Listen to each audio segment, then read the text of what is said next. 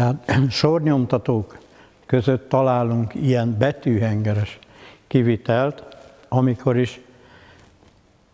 egy nagy hengeren van az összes betű, írásjel és szám, ami nagy sebességgel forog, és amikor a megfelelő karakter odaért, egy kalapács ráüt, és megjelenik a nyomtatott szöveg. A két henger között látjuk a méretbeli különbséget, mert az egyiken csak az angol ABC betűi és néhány számok, írásjelek vannak, míg a másikon az angol ABC betűjén kívül a teljes Cirill ABC is rajta van, tehát így a nyomtató kétféle nyelven is tud nyomtatni.